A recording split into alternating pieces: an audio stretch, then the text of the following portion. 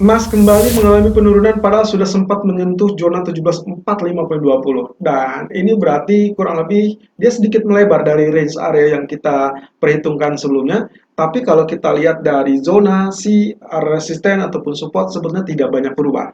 Ingat bahwasanya kita memiliki PR utama 17.44 dan 17.45 dan itu persis yang terjadi di hari Kamis malam, kemudian dia tergelincir kembali sampai zona 17.21.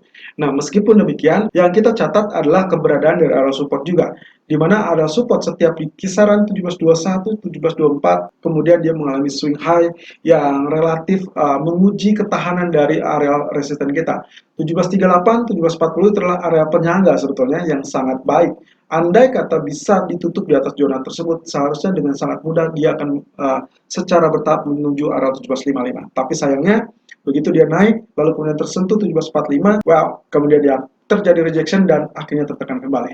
Jadi kita akan lihat di akhir pekan ini apakah yang akan terjadi. Apakah dia ditutup dengan bullish kah atau dengan bearish. Harapan saya sebetulnya kalau misalkan kita bisa melihat penutupan hari ini di zona let's say 1733 atau mungkin 1735, maka kemungkinan peluang untuk terjadinya kenaikan di pekan depan itu masih bisa terjadi. Dan ingat kita masih tetap menunggu sampai end of month ya. Jadi di akhir bulan Maret ini kira-kira apakah dia akan terjadi kenaikan lanjutan apa tidak. Seperti apa yang sempat terjadi kalau kita lihat dari pandangan di setiap tahunnya.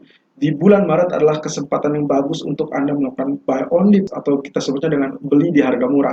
Nah, tapi kendala tersebut masih harus ditopang dengan dukungan terkait dengan keadaan fundamental. Dengan adanya lockdown kembali di zona Eropa sehingga kemungkinan potensi ini masih bisa menguji emas sebagai areal safe haven. Tapi lagi-lagi kebijakan moneter yang diusung oleh Fed sendiri sudah dipertegas oleh Powell berkali-kali bahwasanya mereka tidak ada rencana untuk menarik semua program pembelian aset. Artinya, kita belum menemukan taper QE atau bahkan kenaikan suku bunga. Walaupun yang kita sempat lihat adalah kenaikan treasury yield. Tapi 3 hari terakhir treasury yield cenderung melempem dan bahkan kecenderungannya dia mulai stabil di bawah. Dan kita masih menunggu apakah dolar nantinya akan kembali satu arah dengan treasury yield atau memang nantinya tetap keadaan seperti demikian, lalu kemudian inflasi terhindarkan tapi dolar akan bergerak naik dan emas mungkin saja mengikuti. Dan ini adalah terjadinya anomali. Kita lihat technical view untuk hari ini 26 Maret 2021. Irfan untuk Agrodana. Technical Outlook 26 Maret 2021 jam 11.47 menit waktu di sebagian barat dan kita kembali dengan outlook dari Treasury Bond, Treasury Yield dan juga termasuk DXY. Kalau Anda simak dengan area pergerakan baik itu Treasury Yield ataupun dibandingkan dengan DXY, maka sebetulnya pergerakannya relatif sama. Nah, kita lihat di sini Treasury Bond sendiri pergerakan dia cenderung masih ada di zona resisten dan juga area support. Kemarin kita sudah kupas bahwasanya setelah dia turun itu adalah pullback yang sangat normal pasca penembusan atau breakout dari zona yang kita sebut sebagai pola dari falling wedge ya, dan ini sudah terjadi. Kemudian exactly apa yang terjadi juga sempat mengalami rebound, lalu kemudian dia terbentur di zona ini. Nah, sekarang pertanyaannya pasti adalah apakah ini sudah selesai, lalu kemudian dia akan mengalami penurunan lebih lanjut apa tidak? Karena kalau misalkan menyimak areal ini, maka kita pasti berasumsi bahwasanya ini bisa menjadi areal double top. Oke, kita coba lihat dari awal dia mengalami kenaikan untuk penembusan di zona ini ya. Kalau kita lihat di sini kenaikannya, ini low-nya atau ini kita asumsikan ini bisa jadi low. Ini adalah higher low, higher low, higher low, kemudian higher low, kemudian dia tembus ya. Lalu kemudian dia pullback dan akhirnya dia terjebak dalam pola ini. Nah, kalau diasumsikan pertama tadi adalah double top, ya bisa saja. Berarti ini adalah areal neckline. Yang artinya kembali kalau dia sampai turun dan menembus zona ini, maka kemungkinan potensi penurunan dari treasury bond akan kembali terjadi. Tapi di sisi lain, saya melihat peluang ini justru menjadi areal bullish rectangle. Kenapa? Kalau misalkan kita lihat dari pola kenaikan yang sebelumnya, maka ini adalah bagian pole atau tiang bendera, lalu kemudian ini adalah bagian ataupun benderanya. Nah, jadi bullish rectangle ataupun bullish flag bisa terjadi untuk saat ini. Kalau kemungkinan potensi dia penurunan, berarti di sini akan terjadi rebound kembali. Jadi kalau misalkan kita gambarkan, potensi pergerakannya akan kurang lebih seperti demikian. Panah ini dia akan coba untuk menjadi area pullback ataupun area retest dari zona support. Setelah itu dia akan kembali mengalami rebound atau kenaikan. ya, artinya pola kenaikan lanjutannya masih tetap ada, masih tetap continuity, lalu kemudian perkiraan targetnya adalah kurang lebih dia akan mencapai areal ketinggian ini. Ya, ini equal dengan areal yang sama yang pernah terjadi di tanggal 11 Maret yang lalu. So, kita akan lihat dalam beberapa jam ke depan apa yang akan lebih dominan untuk terjadi.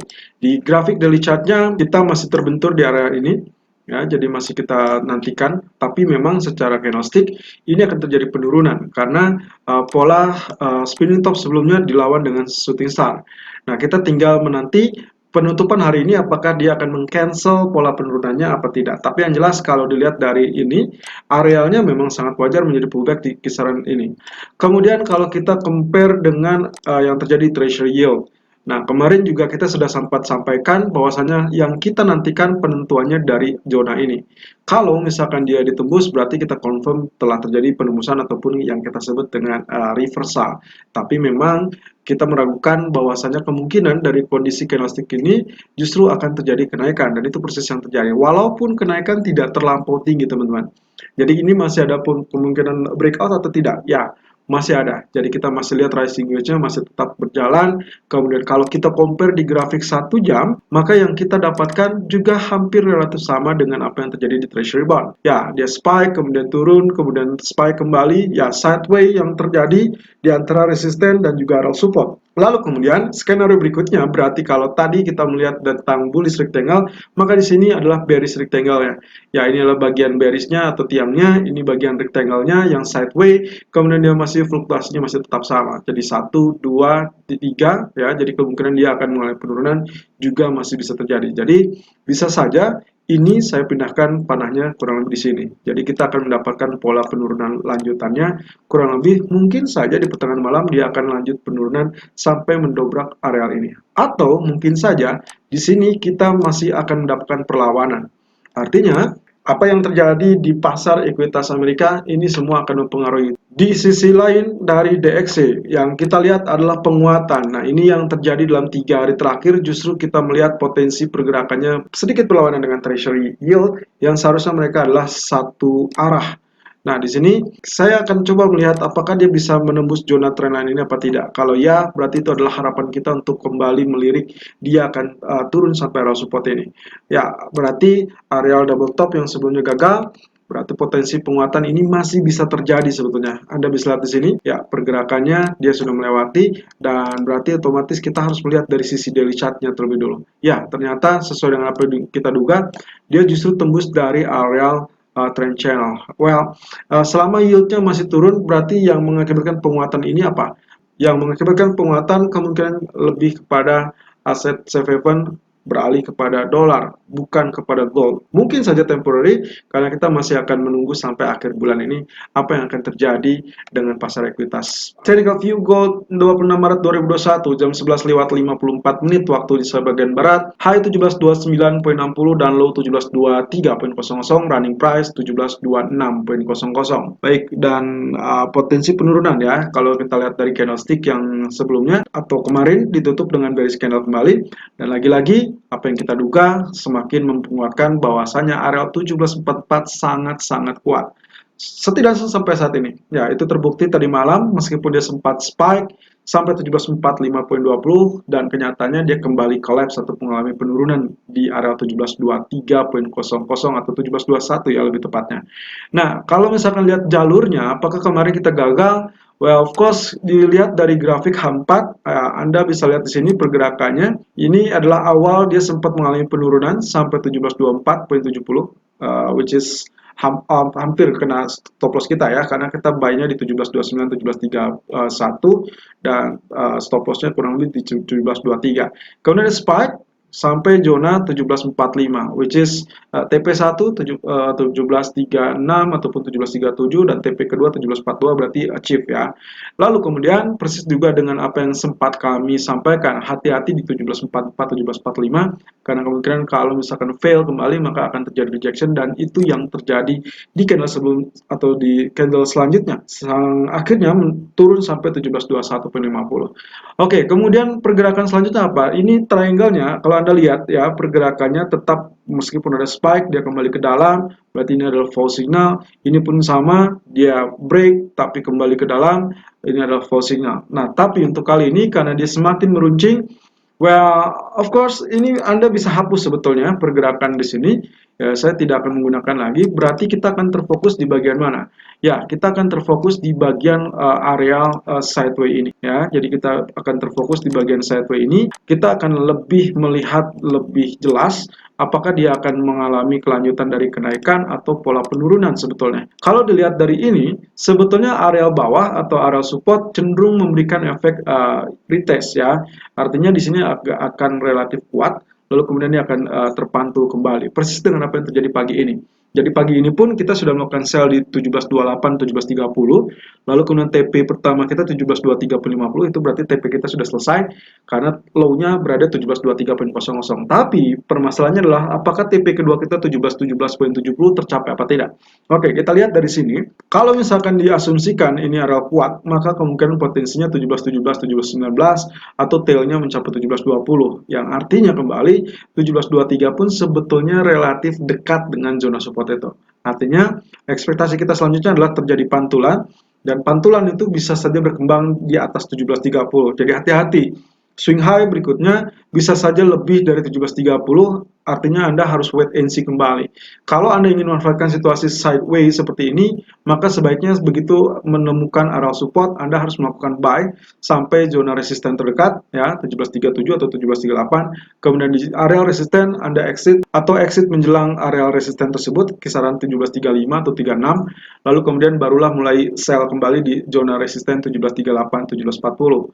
Lalu kemudian nantinya Anda akan mendapatkan pola tersebut.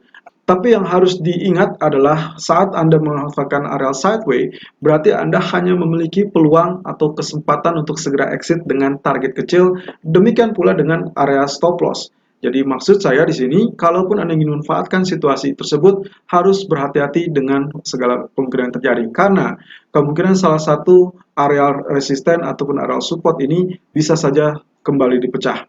Dan pecah berikutnya kemungkinan akan jauh lebih kencang daripada apa yang terjadi kemarin atau 2 hari sebelumnya. Kemudian terakhir di grafik H1 juga kita melihat potensi pergerakan yang sama.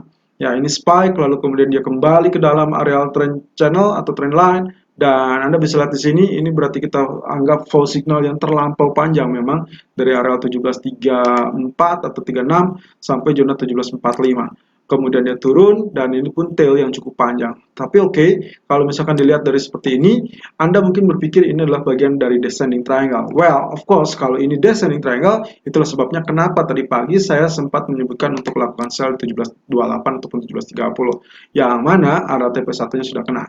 Nah, ekspektasi saya sebetulnya melihat ujung dari pangkal ini. Ini berada kurang lebih 19.00, yaitu area low yang sempat dicapai 18 Maret. Artinya, kalaupun misalkan ini hanya sekedar pullback semata, lalu kemudian dia turun kembali, maka kalau misalkan Anda melihat video ini di pertengahan malam ternyata terlanjur sudah mencapai 17.18 atau 17.19, hati-hati, kemungkinan dia akan spike back, dan itu akan menjadi kendala berikutnya. Ya, artinya bisa saja dia kembali menggapai zona-zona resisten 1733 atau bahkan 1735. Selalu dengan stop loss dan risk management sesuai dengan equity dan strategi trading Anda. Irfan untuk Agrodana.